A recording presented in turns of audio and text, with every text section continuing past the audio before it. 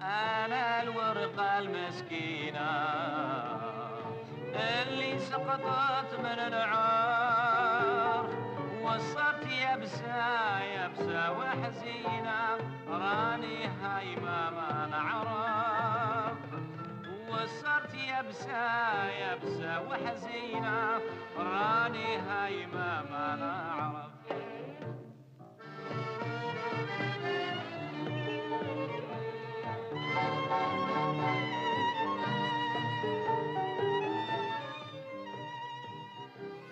Bienvenue dans Des mots de minuit. Ce soir, nos deux invités sont Anna Chigula, une actrice qui chante, qui va s'engager dans une tournée et dans une série de récitals avec Bertolt Brecht, Kurt Weill et Hans Heller.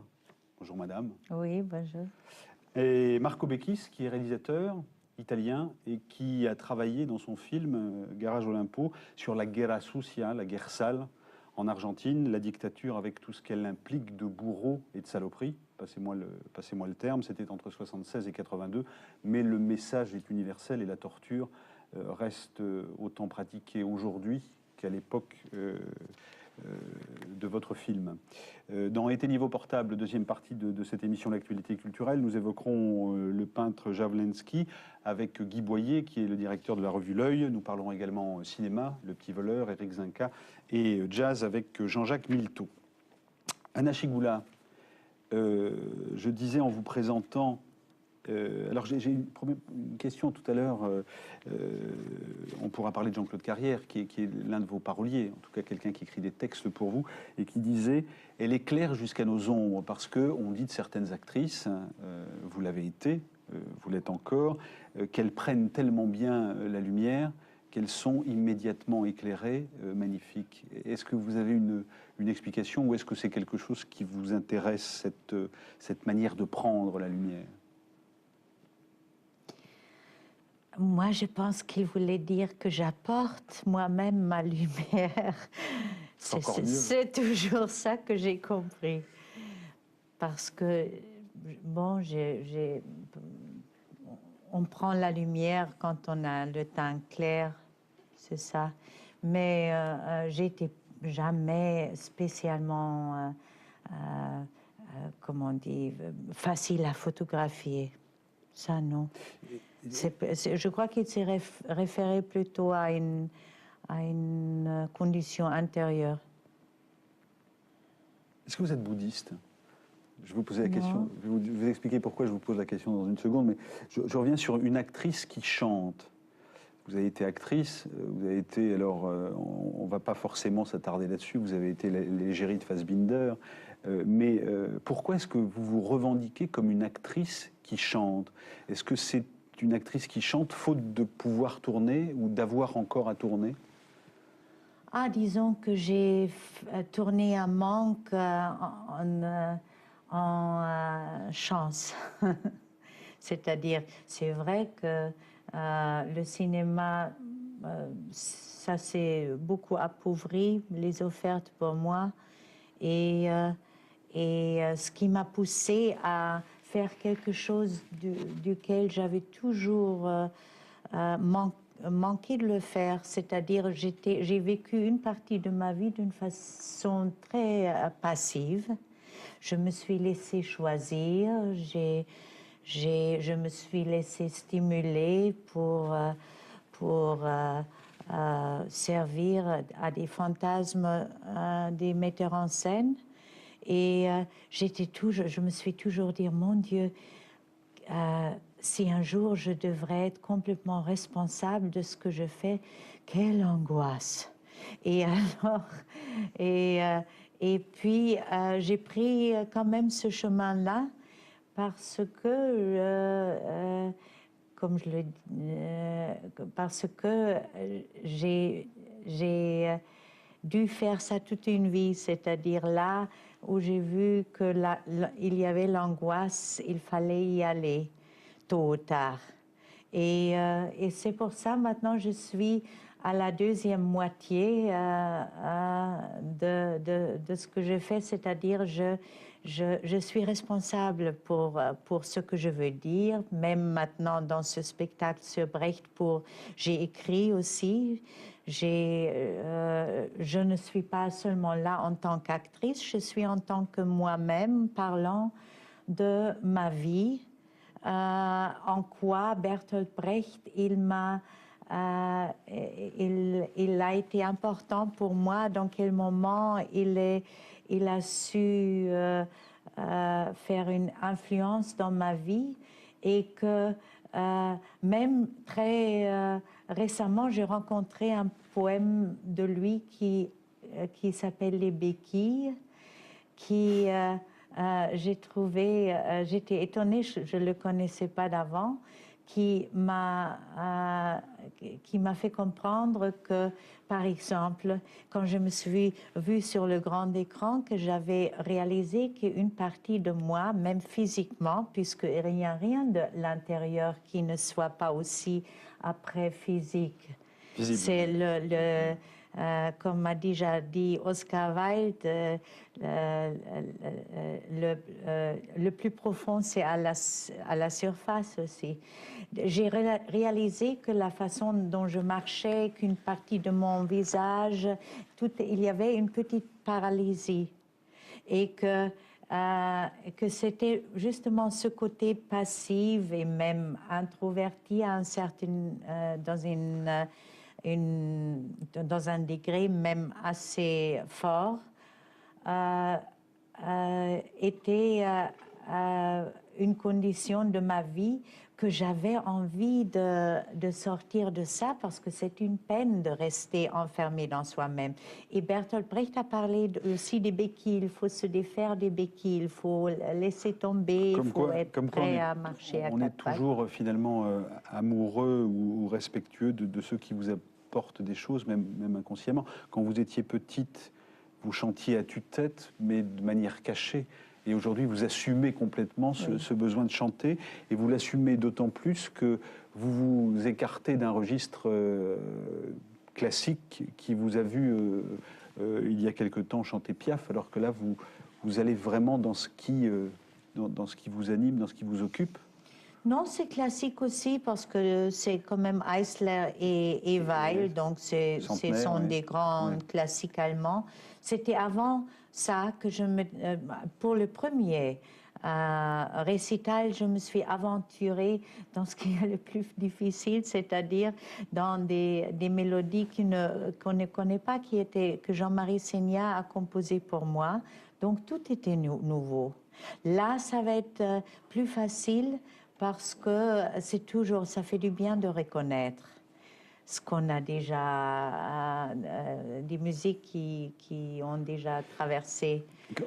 Tout à l'heure, je vous posais la question de manière un peu abrupte. Je vous disais, est-ce que vous étiez bouddhiste? Parce que le spectacle, enfin ce tour de chant, s'appelle Ici et Maintenant, qui est quand même un des fondements de la philosophie bouddhiste ou des philosophies orientales en général.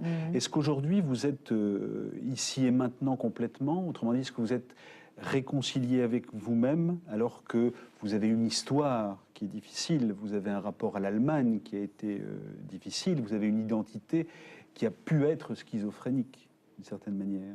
Alors est-ce que ce spectacle aujourd'hui est symbolique de votre réconciliation avec vous-même? Oui, j'ai bien avancé sur ce chemin, c'est-à-dire que j'ai fait une espèce de rééducation vers la spontanéité, puisque l'éducation et des conditions de vie familiale ont fait que je me suis peut-être coupée de l'enfance trop tôt, et puis voilà, j'avais senti que j'avais eu quelque chose là, et ça m'a pris des années pour arriver dans l'ici et maintenant. Et bon, je l'ai appelé aussi... Comment y êtes-vous arrivé? C'est-à-dire, est-ce que c'est un travail sur vous-même? Est-ce que vous avez Oui. été aidé parce que vous êtes allé chercher ailleurs, que ce soit... De dire, ce qui vous, vraiment Ouais. ce qui est sur votre mind, on dit, Esprit. ce que vous ressentez, exprimer ce que vous ressentez, exprimer ce que vous pensez, sans peur, parce que de toute façon, ça sera pas parfait. C'est jamais parfait, c'est jamais uniquement qu'est-ce qui vous a ni rien. Est-ce qu'il y a une technique? Est-ce qu'il y a des rencontres? Éphémère. Est-ce que quelque chose vous a permis justement d'accepter le bien et le mal, le pire et l'agréable?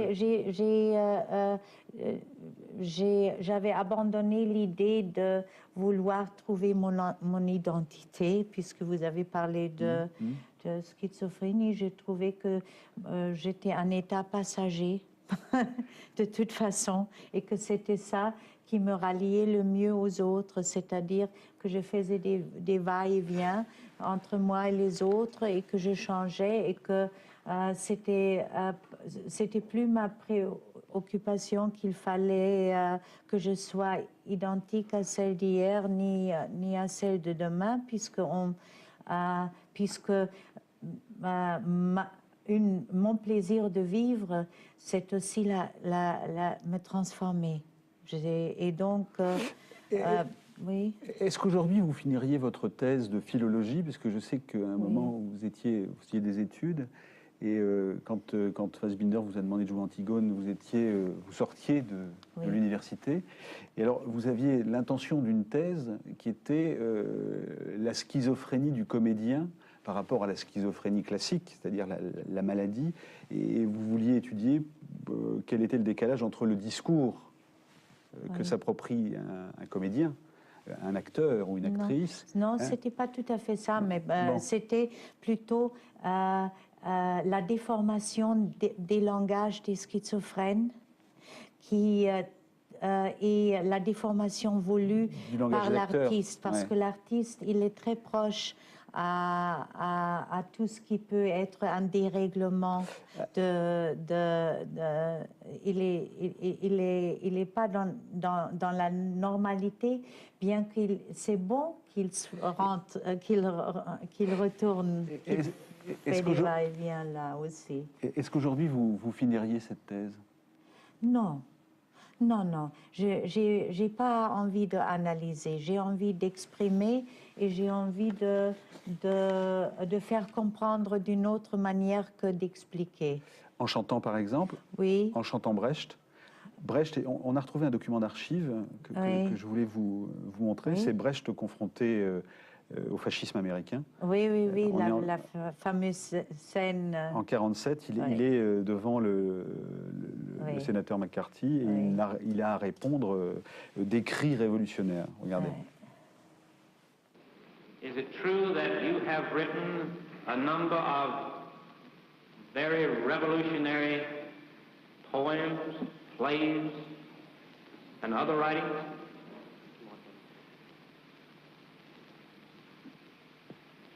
I have written a number of poems, and songs, and plays in the fight against Hitler, and of course they can be considered therefore as revolutionary.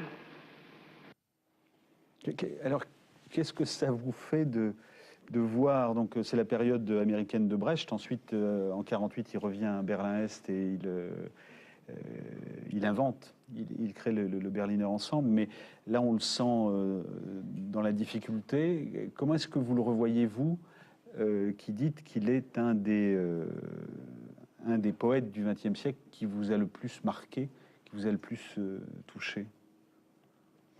À partir de cette scène-là, on le sent un peu brisé dans cette scène. C'était effrayant quand même. Hein. Et puis il avait déjà McCarthy, c'était pas, c'était aussi une machine répressive très forte. Et il avait déjà traversé tant d'exil. Il n'avait pas forcément, probablement envie encore quitter. Il se protège.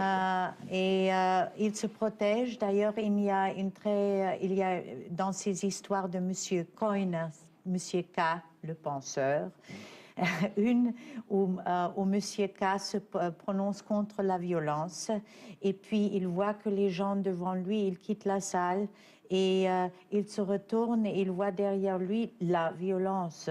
Et alors la violence dit: que disais-tu? Et lui il dit: eh bien, je me suis prononcé pour la violence.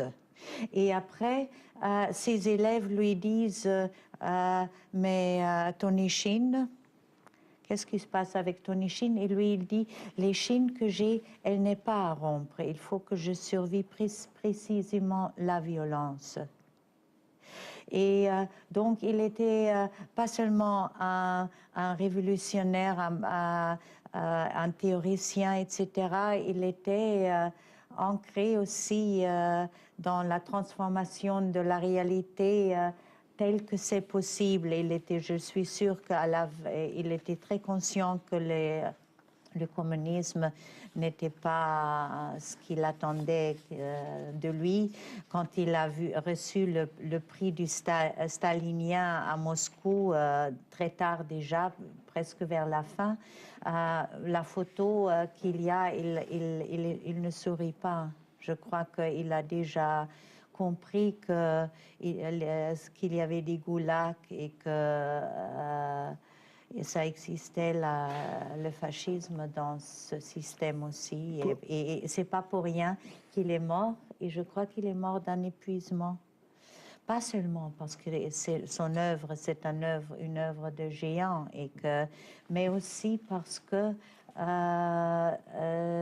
il s'est produit une déception terrible. Vous êtes l'héritière peut-être de cette déception de Brecht par rapport à son pays et de cette difficulté qu'il y a à assumer son pays. Vous dites: nous avons été marqués par ce que nous n'avons pas vécu, nous avons connu seulement l'après-défaite. Au plus profond de nous, il y avait l'envie de rompre avec ce que représentait la génération de nos parents, toutes ces violences qui n'avaient pas été surmontées, toutes ces horreurs qui avaient été enterrées. Et vous dites également: il faut admettre que l'on ne peut pas vivre sans être coupable. J'ai toujours tendance, quand il s'agit de l'Allemagne, de parler de ce qui est douloureux, alors que je pourrais dire qu'il y a des choses formidables. Et vous dites: je trouve par exemple que les femmes allemandes ont beaucoup de caractère et de personnalité. Vous en êtes une. Mais aujourd'hui, est-ce que vous êtes complètement, j'utilisais le mot par rapport à votre identité tout à l'heure, réconcilié? Est-ce que vous êtes réconcilié complètement avec votre pays, l'Allemagne, aujourd'hui? Est-ce que vous pensez qu'elle est sur la bonne voie et qu'elle est aujourd'hui capable d'assumer toute son histoire, y compris d'avoir fait mal aux générations qui n'ont pas connu la guerre? Est-ce qu'on ne sera jamais capable d'assumer tant d'horreur?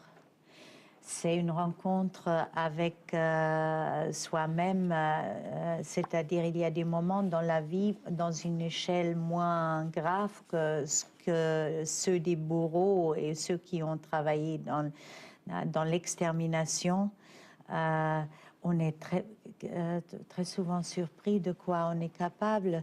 Se réconcilier, je ne sais pas si c'est le mot. D'ailleurs, un des premiers films en Allemagne de Straub, de nouveau cinéma, s'appelait Nicht versöhnt, pas réconcilié. Parce que réconcilier, c'est peut-être pas le mot. C'est-à-dire, il faut être vigilant et avoir une partie de deuil. En permanence. En permanence, sans se déprimer pour toujours, et essayer, à mon avis, quand même, de toujours relever en soi la joie, tout ce qui peut vous faire de la joie. C'est ça qu'il faut nourrir pour faire la contrebalance de tout ce qui fait peur, de tout ce qui fait horreur. Pourquoi est-ce que vous dites, et c'est de cette manière aussi que vous expliquez le fait que vous ne tourniez plus forcément pour le cinéma allemand, vous dites, vous avez cette expression: en Allemagne, on prend plaisir à couper les branches des arbres qui s'élancent vers le ciel. Qu'est-ce qui explique, selon vous, ce besoin d'empêcher la création, l'art, et vous faites référence par exemple au cinéma, et donc à ces gens qu'on a obligés à aller travailler, enfin qu'on a obligés, qui ne se sont pas sentis suffisamment bien en Allemagne et qui sont allés travailler un peu ailleurs? Von Trotta, Oui, j'ai dit ça. Est-ce que ce n'est pas dans beaucoup de pays comme ça qu'après, d'abord, on met de l'engrais pour que ça pousse très fort et quand ça dépasse, après, tac. on nivelle? Parce que surtout maintenant, on est beaucoup dans la période de nivellation parce que tout le monde se soucie tellement de l'audimat, tout doit être, tout doit marcher très fort pour tout le monde, le marketing, tout ça. Je sais pas. Il y a, il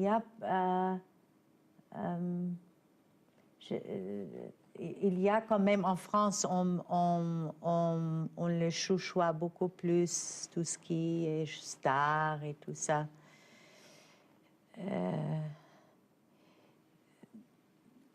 L'Allemagne, je ne sais pas si l'Allemagne est sur la bonne voie. Je crois que le monde est sur une voie qui, je ne sais pas si... En tout cas, Berlin est à nouveau sa capitale. Hein? Berlin est à nouveau Oui. sa capitale, ce qui est un, Oui. ce qui est un signe Oui, d'unification. oui. Et peut-être plutôt positif pour un peuple Oui. qui a été coupé en deux, au vrai sens du terme. Et on va revenir un instant sur votre cinéma et on parlera plutôt du désir, de ce qu'est le plaisir ou de ce que sont les hommes et les femmes aujourd'hui. Avant, je voudrais vous poser deux questions qui ont à voir avec l'Allemagne et qui sont dans l'actualité. Et vous n'interdisez pas qu'on vous pose des questions politiques. C'est forcément Eider en Autriche. Est-ce que ça vous fait peur ou est-ce que c'est quelque chose qui peut être cantonné parce qu'un peuple a suffisamment de maturité pour mettre sa distance? Ou est-ce que le danger est toujours le même? Ça, on va voir maintenant. On va voir. Il y a eu quand même beaucoup des gens qui se sont réveillés très fort. Le pays est quelque part... Ça, c'est plutôt positif. Oui, ouais. Le pays est quelque part très polarisé et ça a polarisé aussi le monde autour. Et ce qui est à espérer, c'est que pourquoi Haïda il plaît autant, c'est parce que il a des côtés... déjà, il parle d'une façon beaucoup plus directe. C'est moins la langue de bois qu'on entend. Il a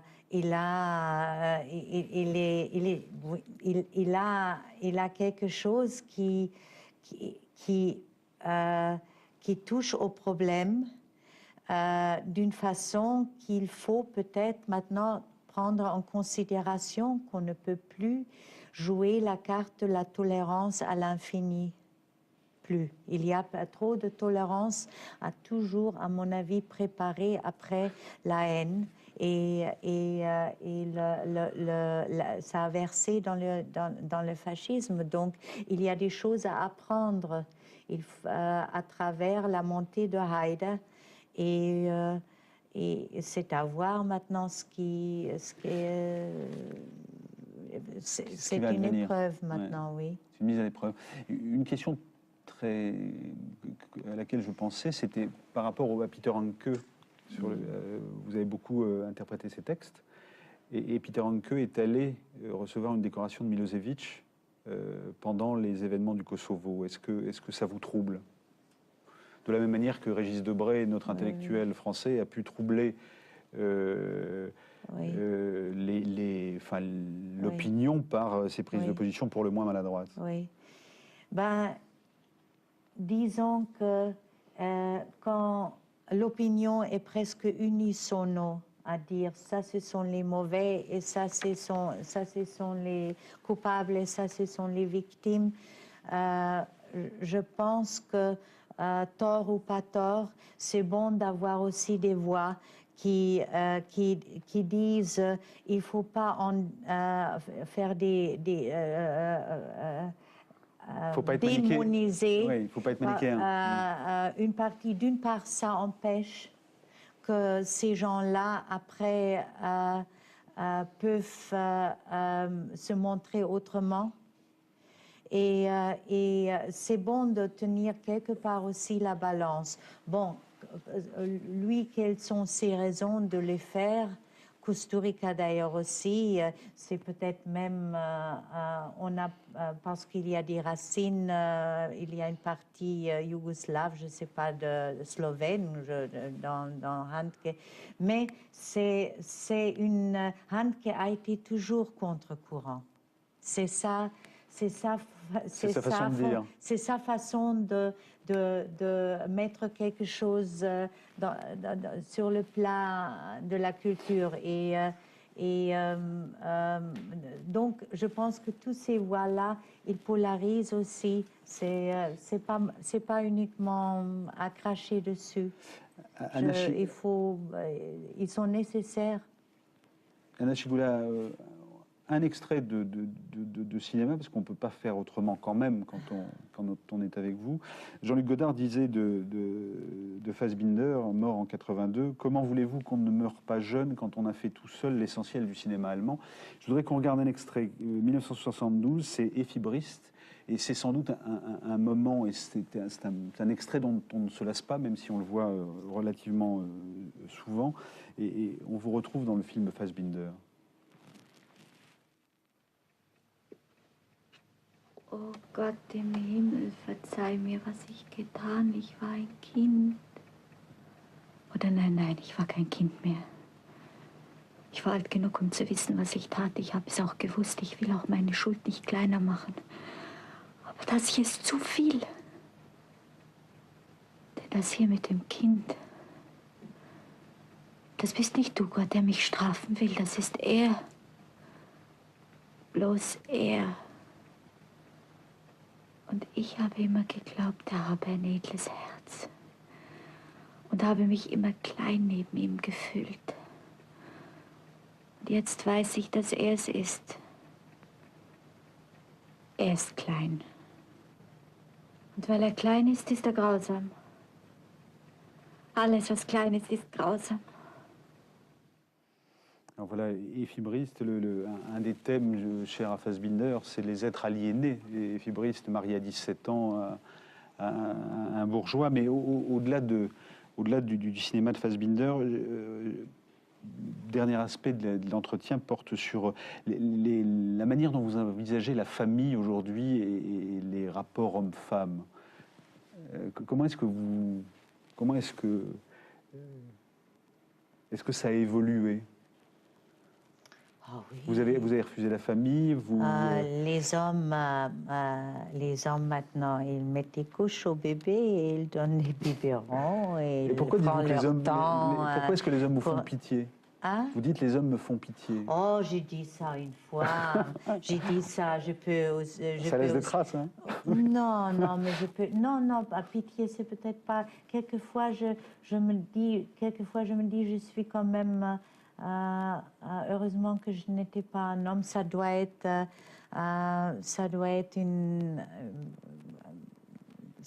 crispant. Déjà, être obligé, déjà le côté sexuel, et on est forcé d'avoir une érection. Si ça marche pas, paraît-il que tout s'effondre. Une femme, c'est pas ça. Donc, il y a toujours cette pression de montrer qu'on a, d'ailleurs, qu'on soit un vrai homme et tout. Je trouve que c'est plutôt... Un homme de vérité. Oui, et de s'éprouver par tout ce qu'on a accompli dans la vie. Et, alors que pour la femme, elle était plus longtemps, bien qu'elle a fait pratiquement, je pense, la plupart des travaux dans le monde, c'est la femme qui l'a fait, et pas les hommes, mais elle était quand même, ça lui était permis de Ça, c'est vous qui le dites, beaucoup hein. plus vivre dans les sentiments et dans l'épanouissement de ça. En même temps, Et- en même temps, vous avez, alors on entend bien votre acception de la notion de pitié si elle s'applique aux hommes. Dans le même temps, vous avez refusé la famille aussi. Et vous avez un jour dit que les générations, Oui. la génération de vos parents avait eu, je ne sais plus, enfin 10 enfants Oui, pour votre ma père, mère, 11, j'étais 13 et mon père, ils étaient 11. alors que vous, c'est 0. Moi, j'étais la seule Ouais. et moi, je n'en ai plus. Ouais. Et ça, c'est l'histoire qui pèse encore. Et est-ce qu'aujourd'hui, on peut envisager autrement ce déterminisme-là sur l'histoire qui empêche finalement d'avoir des enfants parce qu'il y a ce passé qui... Bah, ce sont les effets qui sont très longtemps, qui durent très longtemps d'un traumatisme très profond. Moi, mon père, il est revenu de la guerre très changé et il y a eu beaucoup de malheurs dans le couple. Et j'ai vécu une enfance dans un malaise épouvantable, dans un mariage qui s'est transformé Donc vous avez, lui-même dans une guerre. Vous êtes protégé. Et donc moi, j'ai pas eu envie de traverser ça. Et voilà. Mais aujourd'hui, est-ce que ça ne peut pas apparaître comme un regret? Est-ce qu'aujourd'hui, Oui, puisque vous mais êtes enfin, réconcilié avec vous-même, oui, mais le regret, ceci dit, si je trouve un homme qui a beaucoup d'humour et beaucoup de joie de vivre et qui voudrait bien partager avec moi les derniers 20 ans de ma vie, et on est vraiment bien et libre ensemble, pourquoi pas? J'ai toujours regretté de ne pas avoir eu un enfant. Ça fait partie des choses parce que j'aurais aussi voulu avoir un enfant même sans être mariée. Mais moi, bon, j'ai pris une voie tellement particulière que je ne voudrais pas généraliser. Je trouve très bon que maintenant le rapport entre les enfants ne sont pas seulement entre mère et bébé, mais aussi plus large. Oui. Les familles Et reconstituées. il y a beaucoup de choses là qui sont déjà à la base, que les notions rigides de ce que ça doit être une femme et un homme vont vers autre chose, vers quelque chose de plus humain, à mon avis. Est-ce que vous permettez qu'on vous fasse plaisir un tout petit peu? Oui. Je sais que vous aimez beaucoup l'Amérique latine et aussi Ouais. les Antilles et l'île de Cuba. On va parler de l'Argentine dans une seconde. Voici un groupe cubain qu'on a filmé, c'était en juin de l'année dernière, en juin 92. C'est le groupe Azúcar Negra.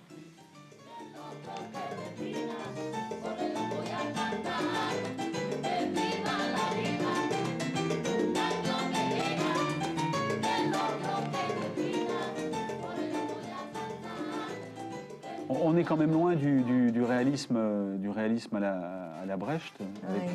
Pourquoi est-ce que vous aimez cette musique?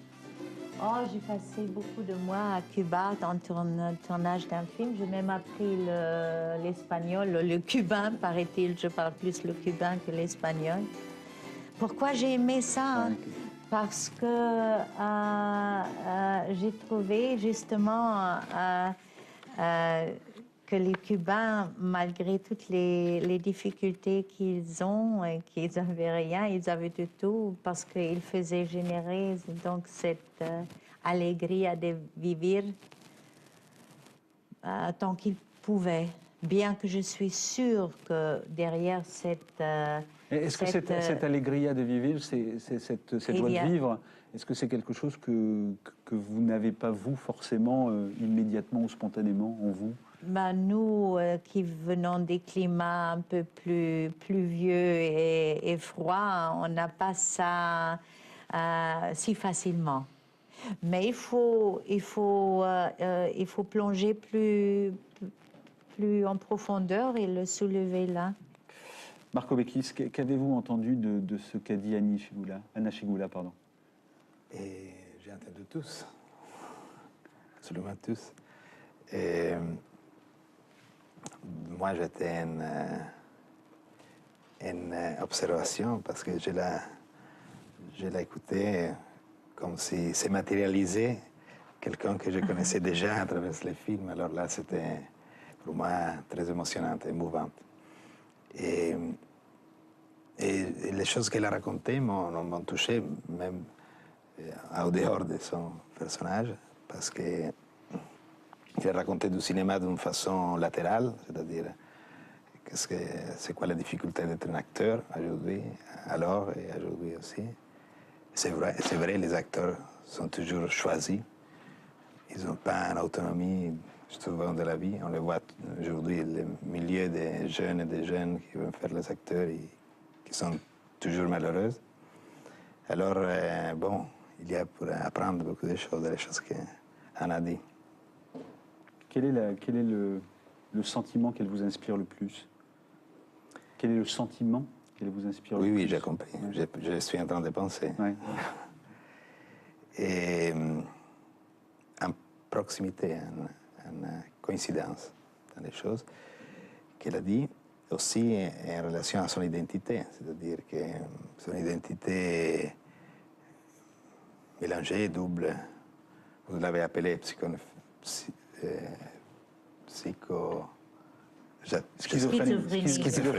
Je n'ai pas exactement compris là. Oui, j'ai compris. Schizophrénie. Oui. Moi, je ne me sens pas schizophrénique, même si moi, je me sens italien quand je suis en Argentine et argentin quand je suis italien.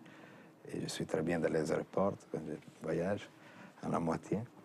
Et alors, je me suis senti proche à cette identité nouvelle, que c'est justement pas avoir une définie identité, que c'est pas un problème pour moi, je ne pense pas pour elle.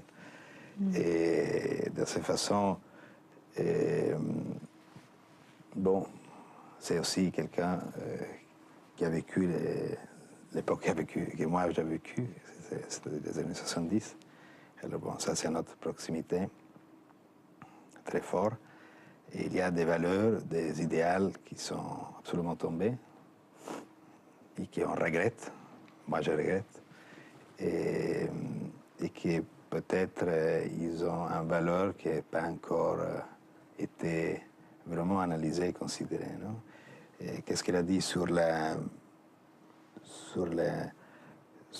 façon de vivre aujourd'hui, non? Dans les marchés, comme elle l'appelait. C'est la même chose que ça passe en Argentine maintenant, en Italie, partout. C'est une façon vraiment étrange à mon façon d'être et que je refuse dans ma vie quotidienne et que je trouve que soit la vraie danger du futur. Parce que ça, c'est une façon de noyer la conscience des gens.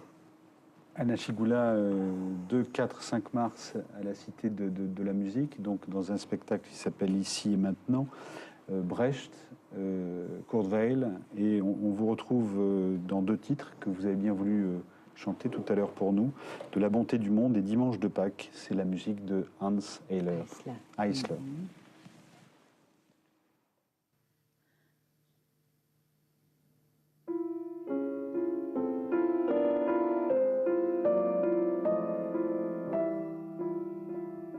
Auf die Erde voller kaltem Wind kamt ihr alle, als ein nackend Kind.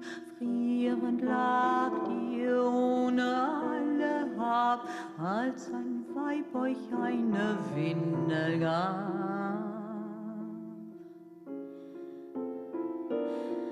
Lorsque nous venions sur cette terre, parcouru de vents si froids, sans savoir pourquoi, nous étions tous nés nus.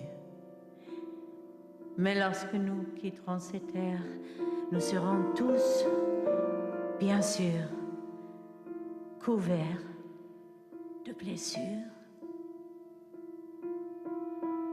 Von der Erde voller kaltem Wind geht ihr all bedeckt mit Schorf und Grind, fast ein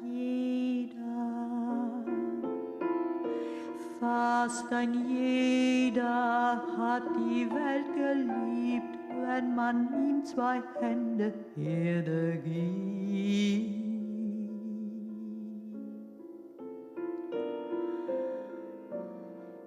Et pourtant rien à faire. Tout le monde aime cette vie. si vous lui donnez 2 mains pleines de terre.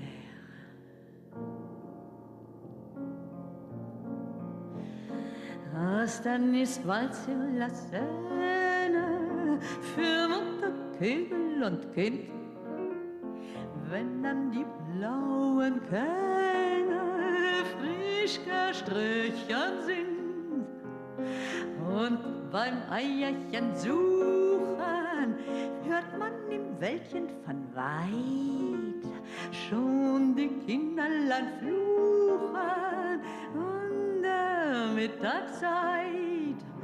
Und unterm Laub an den Tischen erzählt man, wie komisch es war. Und nach Ivry zum Fischen gehen wir im nächsten Jahr. Und nach Ivry zum Fischen gehen wir im nächsten Jahr.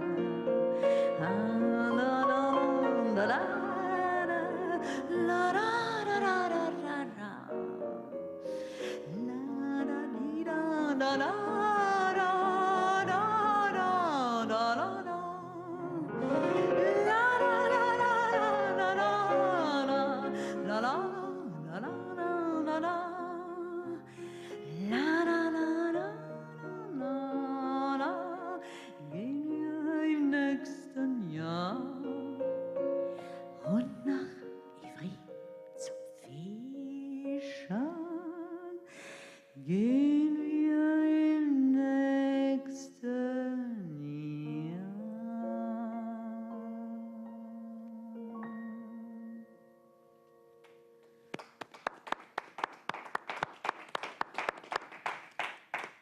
Anna Chigoula, Brecht, ici et maintenant, cité de la musique. Anna Chigoula, vous dites, c'est quoi qui tire sur les ficelles? L'amour, la mort, l'angoisse, l'argent, le confort, le goût du pouvoir, l'ego, ou, ne soyons pas gênés de dire le mot, la fraternité. Alors, la fraternité, on va en parler à propos de votre film Marco Beckis. Votre film s'appelle Garage Olympo. Mais avant, je voudrais vous montrer des images qui datent de quelques jours. Elles sont du 25 février.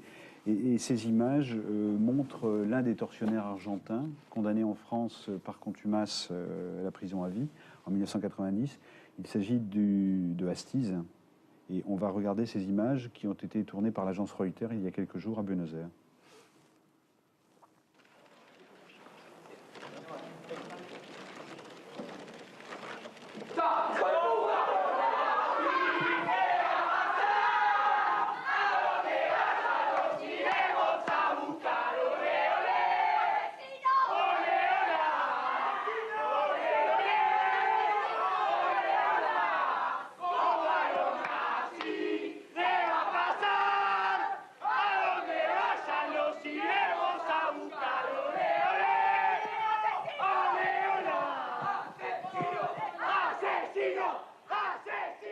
Voilà Astiz, tel qu'il apparaissait avant qu'il ne soit dégradé de l'armée. Au début, c'était les images de son procès. Il avait déclaré au magazine Tres Puntos, c'était en janvier 98, les disparus, on les a nettoyés, il n'y avait pas d'autre remède. Je suis l'homme le mieux préparé techniquement dans ce pays, l'Argentine, donc pour tuer un homme politique ou un journaliste. Ces déclarations l'avaient fait destituer de l'armée et aujourd'hui, il a à répondre d'apologie du délit et d'incitation à la violence. Le jugement du tribunal sera connu dans quelques jours. Et on a vu aussi la photo des sœurs Alice Domon et Léonie Duquet qui ont été assassinées par ce tortionnaire argentin. Vous faites un film qui est un film très dur, qui est difficile à regarder, qui parle de l'histoire argentine, de cette période 76-82 où, selon les sources, mais en tout cas... on estime que 30 000 personnes ont disparu. Et ce film, comment est-ce qu'il vous est venu de le faire aujourd'hui, alors que vous-même, vous avez disparu pendant 4 mois sans qu'on sache où vous étiez? C'était pas ça la raison, sinon je l'aurais fait avant. Oui, justement. Et je ne voulais pas faire un film autobiographique, pas du tout. Bien, plutôt, j'ai remarqué, en vivant en Europe, que le système, la violence de l'État contre les propres citoyens, adverti en Argentine, c'est en Chili, en Amérique latine dans les années 60, 70.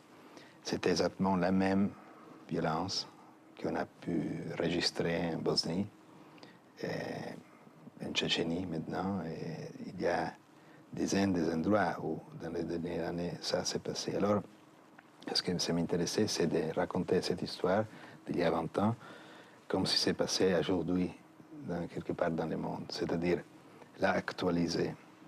Et le film, naturellement, raconte des histoires des Argentins il y a 20 ans, mais avec un approche, un style, une façon de la raconter que ce n'est pas historique. Non? Je ne voulais pas faire un... Ça se veut universel. Le message est universel.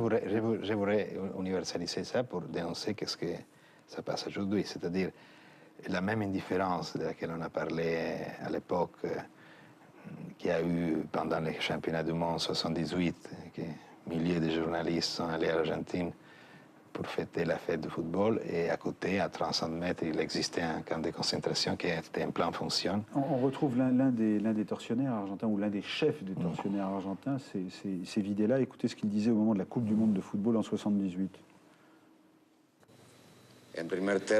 Ce qui est important au premier chef, pour nous, pour notre société, c'est d'avoir pu accueillir un si grand nombre de gens du monde entier venus visiter notre pays et assister au triomphe du football.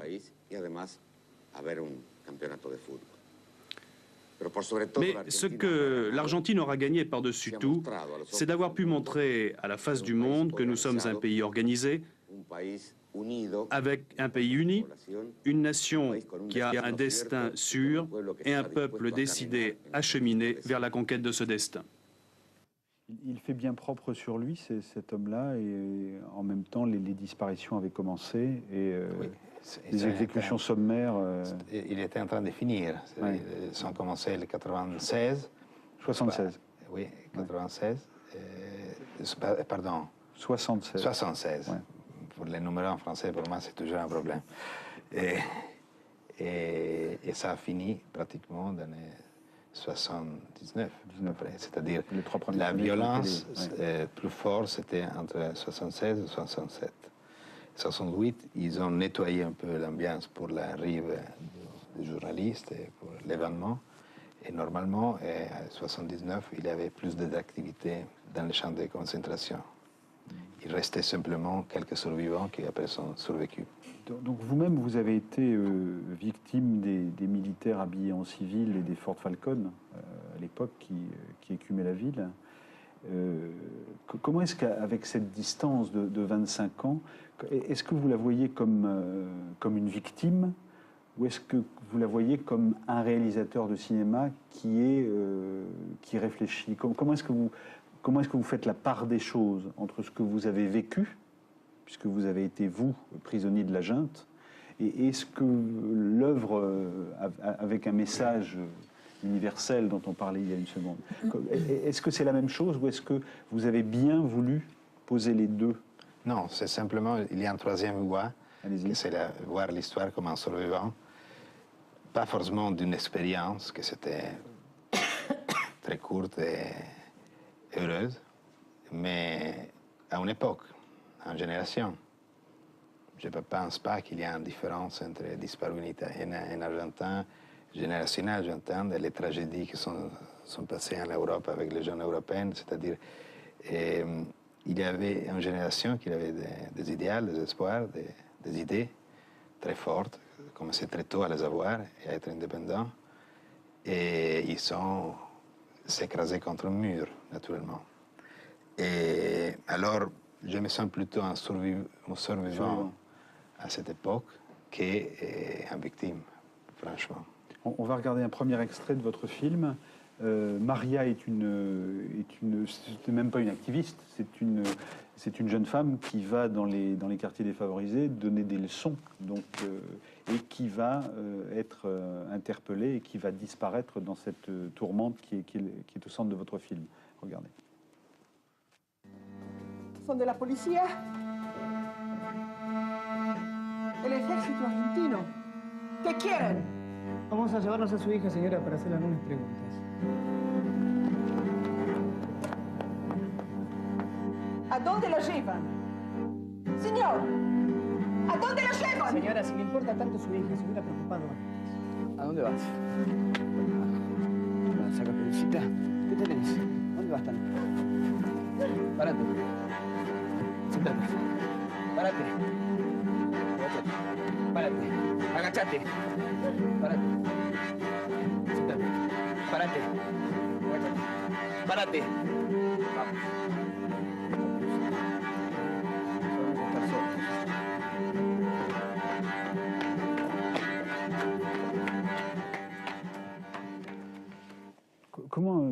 Quel a été le point de départ de votre film? Est-ce que vous pourriez nous dire un mot de votre histoire personnelle? Oui, le point de départ, c'est la bande de son, on peut dire. Oui. J'étais très brièvement en semaine avec un bandeau dans les yeux dans un camp de concentration. Il y avait des dizaines dans la ville. Et notamment le garage qu'on a appelé le garage Olympo. Oui, oui, il y avait ils avaient appris des Chiliens. Les Chiliens avaient fait un seul stadium avec tout le monde, avec les militaires qui circulaient dans la ville, avec l'état de siège. Les Argentins ont vu la réaction internationale qu'il y a eu à les problèmes chiliens et ont dit, bon, on va faire les choses mieux. Et alors, on organisé plutôt différents centres de détention clandestins et les militaires ont opéré toujours en civil, pour ne pas être reconnus, mais surtout pour pouvoir dire, bon, on ne savait pas, comme disait M. Videla à la télévision avant. Et alors, le point de départ, c'est le son, parce qu'en 7 jours, avec un bandeau dans les yeux, on ne peut qu'écouter. Et alors, cette mémoire auditive que j'avais, c'était préexistait à le scénario et à toute l'histoire. Et moi, je voulais faire des images pour un bande de son, on peut dire. C'est ça le début du projet. Donc la bande-son, c'était, on va le voir un peu plus loin dans un autre extrait de votre film, c'était le ping-pong, c'était le football, c'était la radio ouverte avec les parties de football. J'étais plus là, mais c'était aussi, j'imagine, pendant les mondiales. Et c'est les chaînes sur la ciment, les chaînes qui se bougent sur la ciment, sont les portes qui s'ouvrent et se ferment. La distance des sons, parce que la distance, la proximité des sons, ça veut dire sont proches, sont loin. C'est-à-dire des sons très définis qui, quand même, dans les films, ne sont pas exactement reproduits, mais la pastosité du son, c'est presque la seule chose autobiographique dans les films. Toute l'histoire, c'est de fiction, naturellement, et c'est la synthèse des dizaines et dizaines d'interviews à des autres survécus, à des périodes beaucoup plus longues et plus difficultés de détention. Il y a une personne qui est passée 4 ans et demi dans une condition disparu. Alors, je voulais vous demander, on reste là sur la dimension intime, personnelle des choses. Je voulais vous signaler la réimpression d'un livre d'un témoignage qui s'appelle Mon grain de sable de Luciano Bolis, qui a été un des résistants italiens arrêtés en février 1945, torturé pendant des jours et des jours. Et il a voulu se suicider avec une lame de rasoir qu'il avait réussi à dissimuler. Et il écrit ceci alors qu'il est torturé de la pire manière par ses tortionnaires. Donc ceci se passe pas en Argentine à l'époque que vous décrivez, mais en Italie en 1945, au moment de la libération de Gênes. Il écrit ceci: « Je dois dire que mon esprit réagit avec une remarquable rapidité à ce passage à tabac et au plus terrible que je subis par la suite. Dès les premiers moments, j'avais appris à relâcher mes articulations pour que les coups s'amortissent sur un fond élastique, atténuant ainsi ma douleur. J'appris aussi à simuler des évanouissements qui me procuraient quelques instants de répit, parce que ces messieurs ne s'amusaient plus à me frapper quand ils voyaient que je ne souffrais pas. Mais intérieurement, j'appelais toutes mes forces à la rescousse. Courage, Luciano, tiens bon, ces imbéciles n'imaginent pas et de loin quelle réserve d'énergie tu as en toi. Tu es infiniment plus fort qu'eux, même si tu es momentanément désavantagé. Et puis c'est le moment de leur montrer que tu n'es pas seulement un homme qui parle, mais un homme qui agit. Ne savais-tu pas par hasard que ça pouvait aussi finir comme ça ?» Quand vous vivez ça, ou quand vous recueillez des témoignages de ceux qui ont vécu cette torture au quotidien, comment est-ce que réagit l'esprit? Comment est-ce que vous êtes dans cette disposition d'esprit-là, c'est-à-dire retrouver de la force? J'ai une phrase remarquable d'une femme qui a été torturée pendant des jours entiers. Il est resté prisonnier beaucoup de temps, des mois, et qu'elle est sortie et quelqu'un a demandé et a insisté sur le temps. Qu'est-ce qu'on fait avec vous? Qu'est-ce qu'on fait avec vous? Elle a répondu il y a des choses que je parle seulement avec mes plantes, mais dans mon jardin. Alors, ce n'est pas mon cas, naturellement, mais je pense qu'il y a quelque chose d'irreproducible dans le cinéma, et c'est pour ça que mon film, on ne voit jamais la torture explicitement, on ne voit jamais quelqu'un qui souffre, hein, que c'est pornographique pour moi, absolument. Et en même temps, je pense qu'il y a c'est intéressant de comprendre les mécanismes pour lesquels la torture c'est utile, parce que c'est médiatisé, c'est-à-dire la torture en Argentine et dans tous les pays du monde s'utilise maintenant, ça véhicule l'information, ça sert à obtenir l'information. C'est pas comme la torture médiévale, que c'était l'expiation des péchés, soit des torturateurs que des torturés. C'est-à-dire c'était les corps de condamnés, c'était le terrain pour se sauver, non? Dans la religion, naturellement. Et bon, maintenant, la technologie s'est appliquée aussi à la torture. C'est simplement l'information qu'il faut obtenir. Et quand les corps de condamnés, c'est plus nécessaire, c'est plus utile, il va être éliminé. Pour pas retourner la personne dans la société civile avec les débats dans un tribunal qui sont très longs et probablement vont faire sortir encore une fois la personne à la démocratie.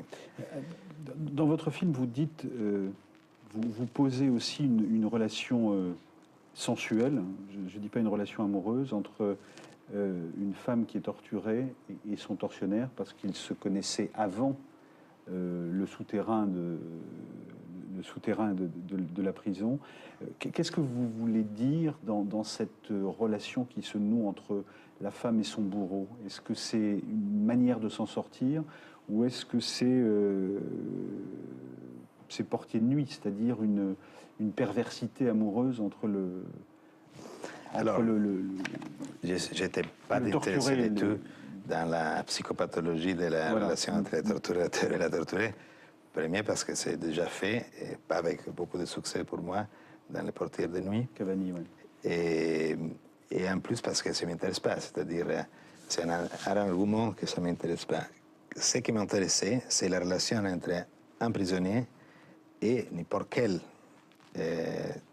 torturateur, en indépendance du sexe. Dans ces cas-là, c'est une femme et un homme, mais il peut être un homme et un homme. Donc c'est jusqu'où peut-on aller pour s'en sortir ou pour Absolument, c'est-à-dire pour moi, la fille fait partie d'une base, c'est-à-dire il n'y a pas de sentiments dans un camp de concentration. Ce n'est pas possible de vivre aucun sentiment. Les détenus sont des machines qui fonctionnent pour conquister n'importe quel petit morceau de survivance, hein. Naturellement, la plupart en gardant la propre dignité. Alors, dans cette lutte permanente, que c'est absolument sur le terrain de la psychologie, mais de la psychologie des confrontations, et la fille qui connaît quelqu'un là-bas, il va naturellement s'en servir. Mais vu de dehors, peut sembler une autre chose, mais si on se met dans ces situations, on comprend que ce n'est pas absolument en relation, même pas en relation. Après que lui, que c'est une personne pauvre, très pauvre d'esprit, peut imaginer d'être de quelque façon en amour d'elle, c'est notre question. Mais la réalité, c'est que dans l'histoire, il va faire rien pour la sauver. Alors, finalement, c'est pas un mur quand même. Un extrait de votre film et... donc, on va regarder quelques images, avant l'extrait de votre film, on va regarder quelques images de ces gens qui ont réussi à tenir malgré tout, notamment les folles de la place de Mai, hein, qui se sont battues contre ces militaires et contre cette Argentine, et que vous filmez de haut pour montrer qu'elle est normale, avec cette ville illuminée et cette circulation qui marche, alors que par ailleurs, en souterrain, on torture. Donc là, par exemple, on voit sur ces images les folles de la place de Mai, ces femmes qui ont réussi à faire que la chape ne soit pas complète. Alors maintenant, deux autres éléments pour progresser dans notre conversation. Un extrait de votre film, deuxième extrait de votre film, sur la banalité du tortionnaire. On pense à Eichmann sur je faisais mon boulot quasiment normalement. Et ce que ça donne au quotidien un tortionnaire dans votre film, c'est ceci.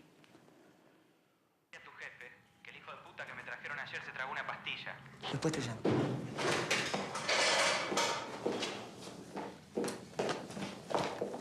¿Qué decís? Cianuro, Texas, cianuro. Decime una cosa, Texas.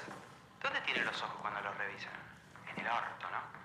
Lo revisé bien, Texas. Se la debe haber metido entre los dientes. ¿Dónde la tenía? En el cuello de la camisa. Todo de nuevo, hay que empezar ahora, todo de nuevo. Vení, vení. Acércate que te voy a mostrar una cosita. Vení. ¿Qué mierda querés ahora? Se la hice escupir. Sos un hijo de puta, Félix. Acá está. Che, pajarito, no te vas a morir cuando vos quieras. Nosotros decidimos cuándo se muere. Acá somos Dios. Che, Félix, termina el turno, ¿eh? Te toca a vos ahora. ¿Qué me dejaste? Una mina que no dijo ni una palabra. Hace 10 horas que le estoy dando. Ni un grito. Retiene el aire acá abajo, no sé qué hace. Y ahora yoga. Voilà, donc cette banalité totale et absolue, on pointe, comme on va au travail, ça vous le montrez très bien. Deuxième document que je voulais vous montrer, c'est un extrait du film Les Tortionnaires. C'est un film documentaire de Frédéric Brinquel et Pascal Vasselin qui date de 1998. Et dans ce film, El Turco, qui est un des hommes que, par ailleurs, vous avez positionné dans votre film, témoigne, et témoigne comme un bon citoyen qu'il dit avoir été. Por esas cuestiones, digamos, a mí el Estado, en su conformación jurídica... L'État, dans son organisation juridique, m'ordonnait de faire telle ou telle chose ou d'accomplir certaines missions risquées. O desarrollar determinada actividad riesgosa. Moi, je me suis prêté à ça. J'ai exécuté tout ce qui m'a été ordonné jusqu'aux ultimes conséquences. Et vous étiez un bon professionnel? J'étais un bon Argentin. Rien d'autre. Ce monsieur, comme vous dites, de Videla, vous l'avez croisé également au moment de votre arrestation? Ce monsieur, je l'ai vu, c'était curieux, c'est une anecdote que ça colle, même si ce n'est pas préparé, ça colle parfaitement. C'est-à-dire, j'étais en train de faire le tournage, en commençant le tournage avec mon assistant, on doit décider un personnage des militaires qui sont dans les films, et dans un coin d'un bar, en passant par la rue, je vois ce monsieur qui prend un café. Et on le reconnaît parce qu'il était trop médiatisé, et ça c'est la preuve. Et mon assistant me regarde, on se regarde, on dit si c'est lui, on continue à caminer. Simplement, on avait des choses à faire, on ne peut pas s'arrêter. Et lui, il s'est aperçu qu'on l'a reconnu. Il a fini de boire son café très satisfait d'être reconnu. Alors ça, c'est l'impunité à Buenos Aires maintenant. C'est-à-dire, je pense que ce genre de recherches sur ces gens-là, même les documentaires qu'on vient de voir et tout ça, ajoutent très peu à qu'est-ce que c'est le bout, que c'est naturellement la justice, qui doit faire son cours, mais pas en les transformant en personnage. Qu'est-ce que j'ai fait avec mes acteurs, c'est justement le contraire. C'est-à-dire, les mauvais dans les films sont toujours des gens avec beaucoup de charisme. Et alors, le travail avec les acteurs à moi, c'était d'enlever toutes les activités du personnage, de l'homme acteur aussi, qui peut contribuer à faire du personnage un personnage avec un charisme n'importe quel. Alors, je pense que ce monsieur, il n'a pas de charisme, mais ils vivent de ça. En se faisant interviewer, il va prendre $100 pour faire ça, ou 150. Comment est-ce que, tout à l'heure, avec Anna Chigoula, on parlait justement de l'Allemagne et de cette... Et ça, c'est notre point de contact. Possibilité, voilà, d'assumer l'histoire. Quelles sont les traces aujourd'hui, quand vous allez en Argentine, de cette période 76-78 et plus largement 82? Les traces sont vivantes. Est-ce qu'il y a ce que je veux dire, est-ce qu'il y a un travail d'appropriation de cette histoire et de catharsis? Et il n'y a pas eu une justice. Non, parce qu'il y a la loi du... D'un côté, il y a des coupables. Il faut penser, c'est très compliqué parce que ce n'est pas un problème des gens coupables. Ce monsieur est coupable, mais bon, on s'en fout. C'est pour ça que Jacques continue à caminer. Même si c'est probable, c'est lui qui m'a pris dans la rue. 80% possible que c'était lui à me prendre. Mais contre ce monsieur, j'ai rien. C'est un pauvre monsieur. Je voudrais bien qu'il n'apparaisse pas en télévision, normalement. C'est un peu, comme dire, une motivation en plus pour que lui vive en disant ces histoires. Mais je pense qu'il y a quand même un moment où les coupables, on peut dire, qui ne sont pas seulement, je répète, les exécuteurs, mais c'était un système qui fonctionnait. Il faut rappeler qu'à cette époque, tous les niveaux supérieurs de l'armée en Argentine, en Chili, en Uruguay et en Brésil allaient étudier à Panama, à la School of Americas.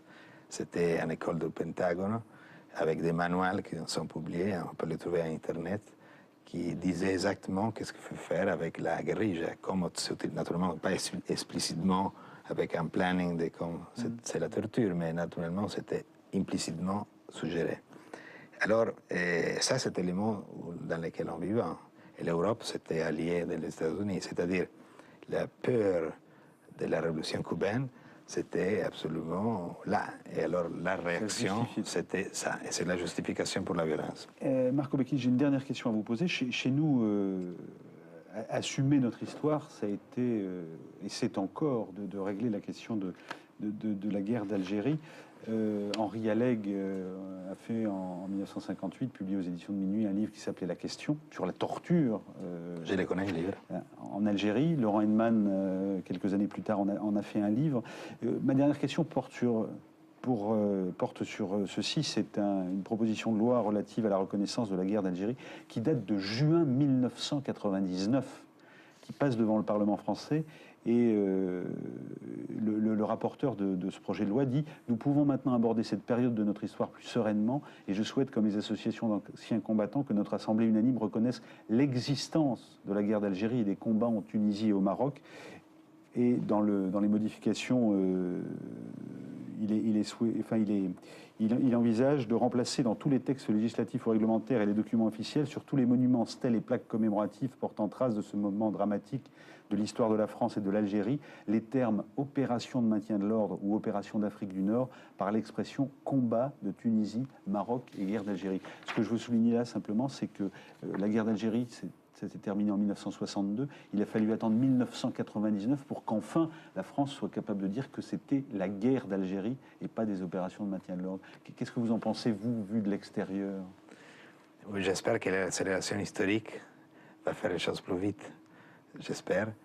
Et en même temps, je pense qu'il y a une conscience que ça commence, j'espère, ça commence à développer dans le monde, qui va être un impulse pour qu'il existe des injustices au-dessous des États. C'est en gestation. Oui, au-dessous des États. Même si les principaux États n'ont pas signé, comme les États-Unis. Mais qui ont le pouvoir d'intervenir quand un État, c'est un criminel contre les citoyens. Non? Et je pense que ça doit déjà être en marche. C'est-à-dire, après la Seconde Guerre mondiale, il n'y avait pas trop de doutes. Normalement, et le rôle politique de toutes les années de la guerre froide a permis beaucoup de massacres. Non? Anna Chigoula, qu'avez-vous entendu de ce qu'a dit Marco Becchi? Qu'est-ce que j'avais entendu de ça? L'effort de ne pas en vouloir au pauvre type qui s'est transformé en monstre parce que peut-être lui aussi, il a subi des sadismes quelque part qui venaient déjà de l'école, de ses parents, qui venaient de la société et que parce que rien ne vient de rien. Mais donc, pour l'effort de rompre avec cette chaîne, de reproduire ce que toi tu as subi, on peut le voir dans le sort des peuples entiers, même l'Israël à un certain point doit quelquefois se questionner et s'effrayer sur la reproduction de certains phénomènes qu'eux, ils ont subis. Il y a peu de temps qu'on interdit... Il faut être très vigilant. Il y a peu de temps qu'on interdit la torture dans l'armée, la pratique de la torture dans l'armée israélienne. Oui, et j'ai une fois rencontré une chose sur la haine, ou alors sur la reproduction de tous ces sentiments empoisonnés qui après font qu'on soit capable même de faire ça. C'est-à-dire, c'était quelqu'un qui a fait le camp, un certain Martin Gray, c'était le seul d'ailleurs dans la famille qui a survécu, qui était combattant à Varsovie, qui a survécu et qui a dit « Moi, j'ai connu la haine, j'étais celui qui a haï et celui qu'on a haï. J'ai cru que ma haine, elle était très justifiée par rapport à tous les crimes qu'on a faits. Et jusqu'à ce que je me suis rendu compte que la haine déforme celui qui est et que ça empêche aussi ceux qu'on est de sortir de leur folie. Et quelquefois, ils voudraient le faire, quelquefois, ils rêvent le faire. C'est-à-dire, j'ai senti ça dans ce... puisque vous êtes aussi quelqu'un qui a subi, et donc ça... on voudrait que vous avez voulu faire ce pas de ne pas en vouloir à ceux qui ont exécuté, bien que c'est la tentation. Oui, voilà, rompre avec ce mécanisme surtout. C'est-à-dire, on peut ne pas en vouloir, mais les considérer comme totalement responsables de leurs actes. Mais je pense que les gens, quand même... ils doivent assumer, ils doivent... je ne pense pas qu'il existe aucune justification, c'est-à-dire, c'est comme dans un bureau, c'est-à-dire, les gens ont des responsabilités, mais ne peuvent pas faire ce que les ordres ne sont pas taxatifs. C'est la peur à pas comprendre des ordres, ou je pense aussi en adaptation. Les ordres, c'est plus confortable, parce qu'à travers les ordres, on peut faire carrière. C'est Eichmann. Je viens de voir le film des spécialistes que j'ai trouvé remarquable.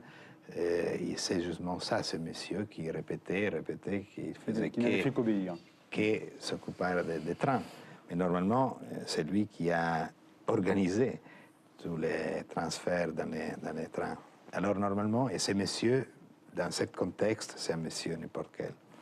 Alors cette banalité, je crois que c'est...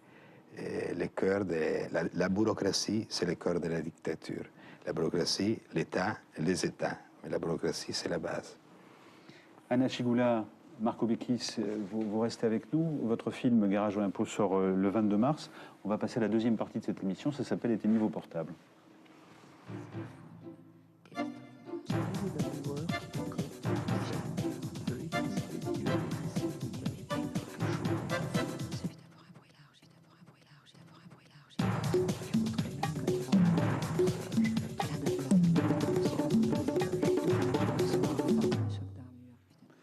On va commencer avec l'actualité musicale. L'actualité musicale, c'est Ben Christophers. Son dernier album s'appelle My Beautiful Demon et il interprète ce soir Give Me Everything. Ben Christophers.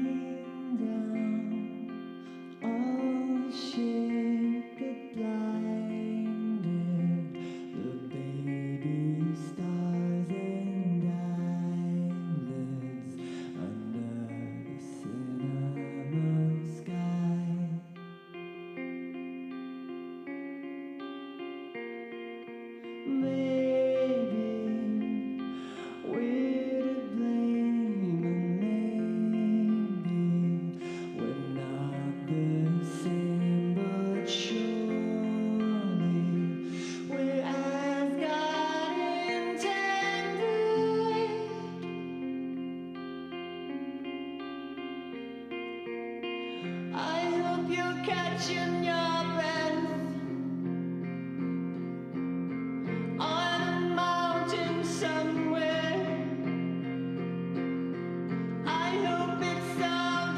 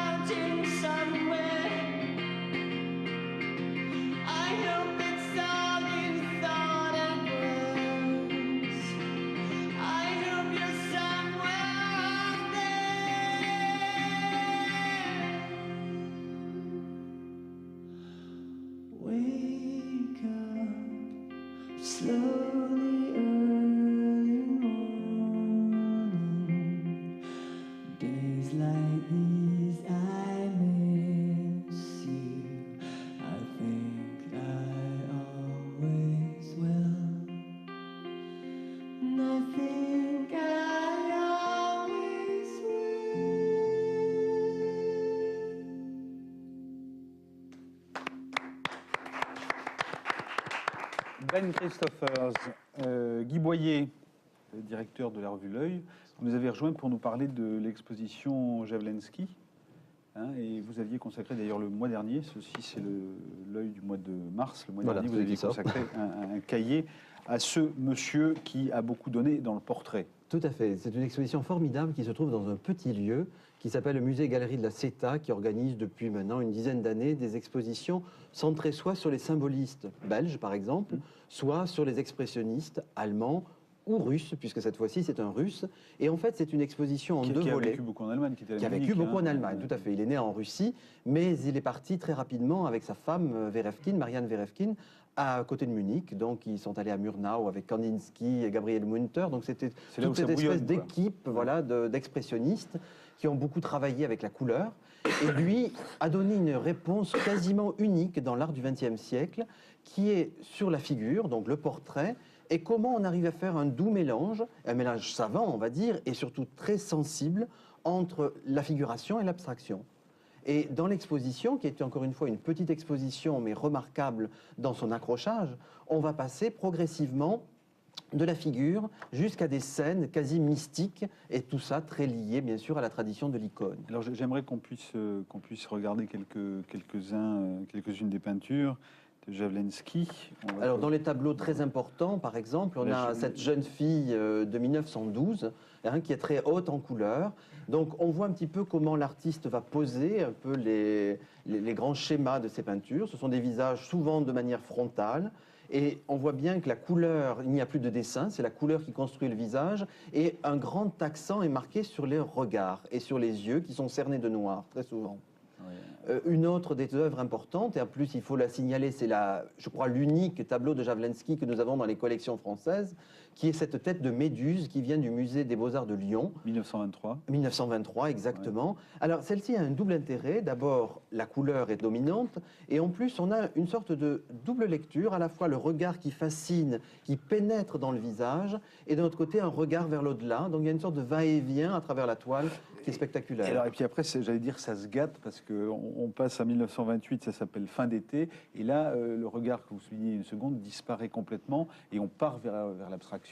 Alors, peut-être qu'il faut évoquer un tout petit problème, enfin, c'est pas un petit, c'est un énorme problème dans la vie de Jawlensky, c'est qu'il est atteint d'arthrite, donc il ne peut que difficilement peindre. Et quand on voit ces toiles, on s'aperçoit qu'il avait déjà commencé à simplifier sa touche. Au maximum, et oui. pour celle-ci, ce qui est intéressant, c'est que le regard et la toile, enfin, comment dire, le visage est quasiment parallèle au plan du tableau. Hein, cette espèce de planéité. Donc le format du visage correspond au format de la toile. Alors celle-ci est intéressante puisqu'elle évoque légèrement le cosmos. Vous voyez cette lune dans l'angle droit du tableau, au-dessus du visage. Voilà, exactement, vous faites bien de le souligner parce qu'elle est vraiment à peine esquissée. Et il y a toute cette notion d'harmonie avec le cosmos qui apparaît dans les toiles. Et là, le regard n'est qu'évoqué pratiquement. Et alors, petit à petit, on va dans de plus en plus de douleur et de souffrance, puisque lui est très malade. Et on voit ces derniers visages qu'il va faire dans les années 30, toute une série de méditations. Le visage n'est plus qu'une sorte de grande croix, comme un grand crucifix. Et on ne sait plus très bien, comme le dit Zach Goldberg dans le catalogue, avec un très bon texte, qu'est-ce qui implique quoi? Est-ce que c'est la croix qui mène au visage, ou est-ce que c'est le visage qui mène à la croix, dans cette simplification de moyens? Et d'en parler, moi j'en ai encore la chair de poule, parce que dans l'exposition, on voit aussi les toiles petit à petit diminuer en taille, hein, d'un format normal d'une vingtaine de centimètres, on passe à de tout petits formats. Et du coup, on a le sentiment du divin et de l'absolu dans des toutes petites toiles avec peu de couleurs. Et Verefkine Alors, Verefkine est donc l'épouse de Jawlensky. Elle, sa vie est tout aussi tourmentée finalement que celle de son mari, puisqu'elle le rencontre dans l'atelier de Répine en Russie, l'accompagne en Allemagne.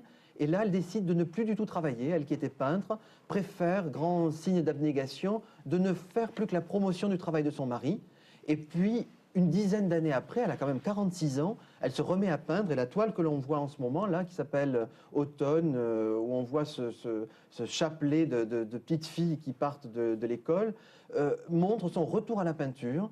Et elle a écrit des lettres à un inconnu qu'on vient de republier récemment chez Klingsik, qui sont extraordinaires, l'inconnu étant l'art, qui est le moteur de sa vie, qui est sa raison d'être, et elle termine un peu dans le tourment, elle aussi, puisqu'elle est abandonnée par Jawlensky, et s'en remet difficilement, bien évidemment. On ne sort pas indemne de l'exposition, si je comprends bien. Enfin, en tout cas, si on s'amuse à lire le catalogue. Alors, donc, il y a deux expositions, en fait, dans un même sujet. L'une sur Jawlensky qui se termine à la fin du mois de mars, et l'autre qui recommence le 15 avril jusqu'à la fin du mois de mai, je crois. Et est-ce qu'on peut dire une dernière touche un peu triste, malheureusement, c'est que cette exposition sonne aussi le glas des expositions du musée de la Ceta. Pourquoi?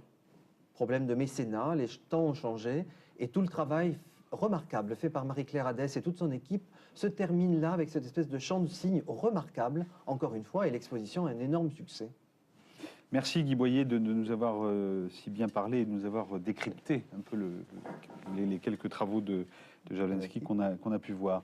On va poursuivre un peu dans cet été niveau portable avec plusieurs films ou documentaires et un peu de musique. D'abord Le Petit Voleur, c'est un film d'Éric Zonka qui sort le 4 mars 2000, qui sort donc samedi prochain et qui sera diffusé notamment sur Arte, puisque c'est dans le cadre d'une série qui est diffusée sur Arte, donc sur les écrans samedi et diffusée sur Arte vendredi. Ça s'appelle Le Petit Voleur, extrait.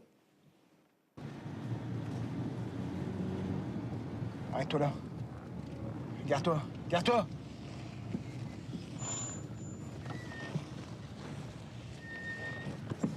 Laisse tourner le moteur.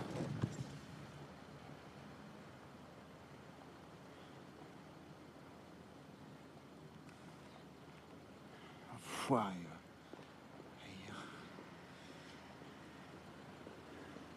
Donne-moi du feu. Grouille.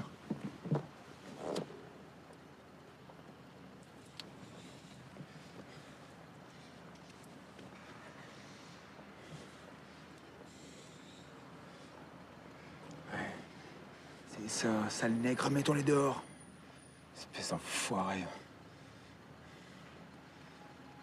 Putain. Allez, démarre, merde! Allez, tourne là, à gauche. Je t'aurai!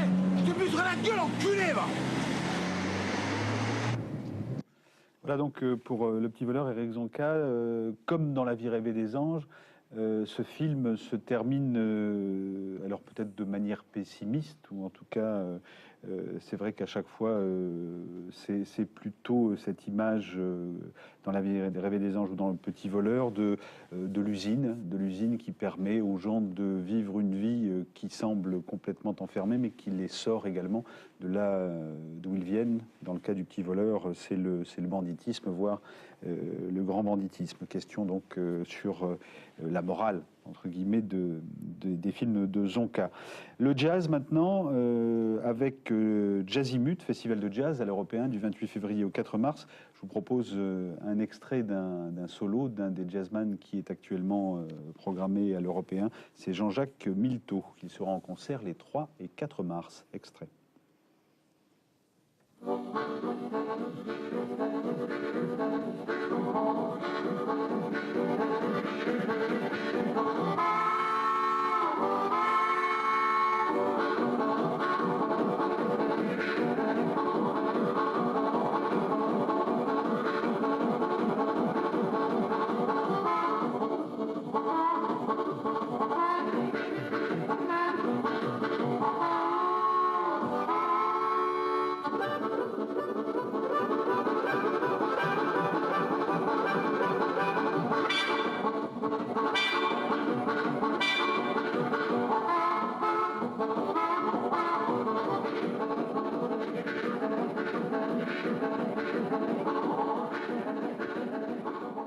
Jean-Jacques Milteau à l'Européen. Et on va terminer en vous conseillant un documentaire qui sort dans la collection Un siècle d'écrivains samedi soir sur la 3, sur France 3, aux alentours de minuit. Un documentaire consacré à James Ellroy, cet auteur de romans noirs américains. Et à propos de l'Amérique, puisque vous savez que James Ellroy a commencé par le roman policier, le roman noir, et qu'aujourd'hui il s'attache plus à décrire l'Amérique. Je voulais simplement citer Pierre Georges dans notre confrère Le Monde, daté du mercredi 1er mars, à propos de la condamnation à mort d'Odell Barnes. Pierre Georges écrit dans un article intitulé au suivant, écrit « Ceci n'est pas une statistique mais un fait. Tous les 3 jours en moyenne, terrible moyenne, un condamné à mort est exécuté aux États-Unis. Tous les 3 jours en l'an 2000, dans la plus grande démocratie du monde, la barbarie judiciaire s'offre le plus légal des bégaiements, la death penalty. Les progrès de la médecine scientifique, notamment, ont permis, grâce à des retours sur enquête bâclée, d'innocenter ces dernières années 85 condamnés à mort, à arracher 85 innocents au fameux couloir. C'est-à-dire, et à lire, c'est vrai qu'aux États-Unis, il y a aujourd'hui plus de 3000 condamnés à mort et qu'on exécute à tour de bras dans l'une des plus grandes démocraties du monde. Nous ne le répéterons jamais assez ici. James Ellroy, donc, qui parle de cette Amérique-là, et James Ellroy, qui a été filmé par Benoît Cohen et François Guérif. Extrait, il parle de son enfance. I would stay at home, I'd watch crime movies on TV, I'd read crime books. I didn't have any friends. I lived with my dog. I lived in my fantasy world, which was entirely crime. I started drinking that summer of '65. I loved it immediately. It was great stuff. Booze gave me that fast mental push out of the gate. It unleashed my fantasy life. Amphetamines unleashed my sexual fantasy life. I would jack off. I would slam the ham for 12, 14, 16, 18 hours at a pop, my fantasy life exploding. Women were telling me in my head, yeah, go, give it to me, Big Jim. Truly, you are the best. You have the big donkey dick. It is even bigger than your father's 18-inch hog leg. I was a dope addict. I was a drunk from the gate. James Ellroy, dont la mère a été assassinée quand il avait 10 ans et dont on n'a jamais retrouvé les coupables de cet assassinat. Anna Schygoula, Marco Bekkis, de ce que vous avez vu de ce petit parcours dans l'actualité culturelle, qu'est-ce qui retient le plus votre attention? Est-ce que c'est l'écrivain américain, le jazzman à l'harmonica? Est-ce que c'est Éric Zonka, le cinéaste? Est-ce que c'est Jawlensky, le peintre? En un mot, pour terminer cette émission. Moi, c'était le souffle avec lequel ça amenait à une extase à travers l'harmonica. Ça, c'est la chose qui m'a le plus... Le souffle. Oui, oui, oui. Ça m'a soulevé. Marco Bekkis. Ouais. Et la façon qu'il lui a parlé des tableaux, moi, j'ai bien aimé. C'est quelqu'un que vous connaissiez? Non. Non. C'est-à-dire, j'ai dit, bon, qu'est-ce qu'il va parler ce monsieur maintenant? Ouais, après, je me suis intéressé. Privé, si vous voulez, de l'exposition. Je me suis intéressé après. Oui, non, c'est merveilleux. Surtout aussi le fait qu'on peut tirer d'un désastre aussi un fort. C'est-à-dire que quelqu'un qui a l'arthrose trouve à travers ce handicap une façon primaire et si forte de création. Toujours cette volonté chez vous de transmuter, hein, oui, d'aller au-delà des choses. Oui, merci beaucoup Anna Schygoula, merci Marco Bekkis. Merci à vous. Merci, et donc allez voir Jawlensky dans ce musée qui malheureusement va fermer. On va se quitter en musique avec Alain Turban qui interprète Drôle de vie. C'est un extrait de son dernier album qui s'appelle Turbanovitch. Bon, avant d'être musicien, cet homme-là a fait toutes sortes de métiers, toutes sortes les 1000 boulots qui prolongent la pauvreté, comme on dit. Il a été à la fois marchand forain, barman, patron d'une discothèque dans l'Ardèche avant d'exploser, à partir notamment de 1984 et avant des séries de tournées qui l'ont emmené notamment en France et en Belgique. Drôle de vie, bonsoir, bonne nuit.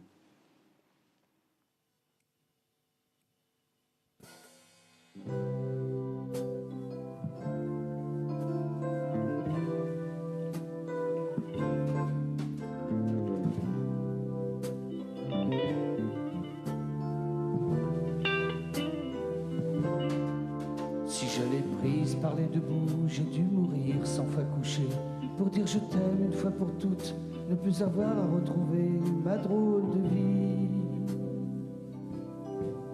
Depuis que ma mère s'est envolée, je me suis retrouvé parachuté, le cul par terre dans les étoiles, à essayer de la faire chanter ma drôle de vie. J'étais un homme bien avant ça, chemin d'école, etc. Fils de personne ou d'un papa, mais qui, mon Dieu, m'a posé là ma drôle de vie. Faut que ça m'empêche drôlement dormir pour que j'écrive tous ces mots-là et que je me souhaite beaucoup de plaisir à composer avec tout ça. Quelle drôle de vie, ma drôle de vie.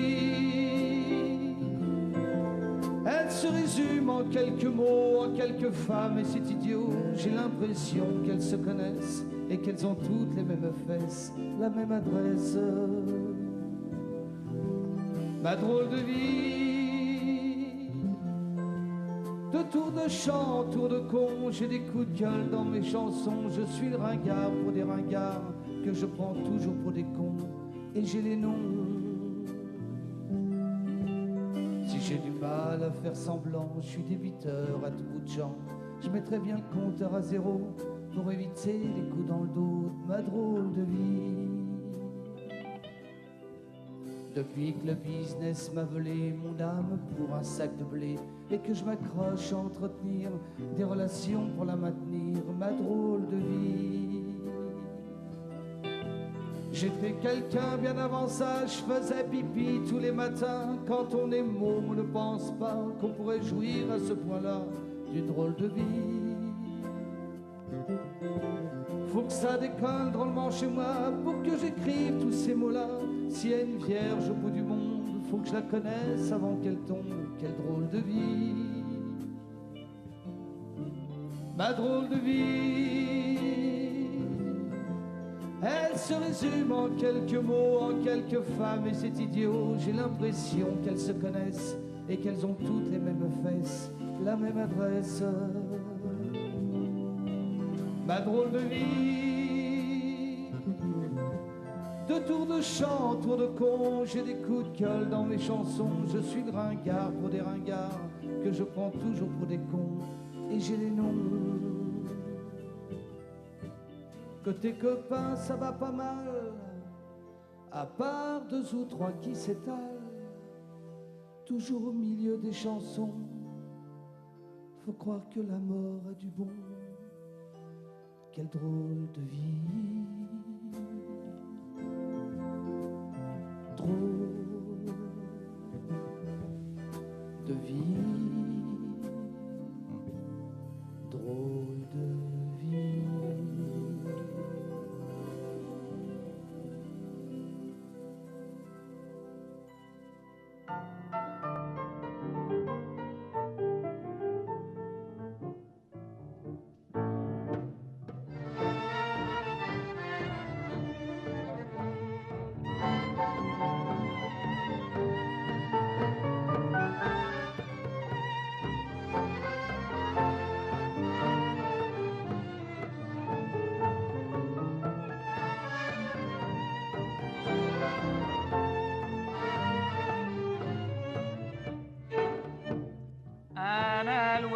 المسكينة اللي سقطت من العار وصرت يبسة يبسة وحزينة راني هايمة ما نعرف وصرت يبسة يبسة وحزينة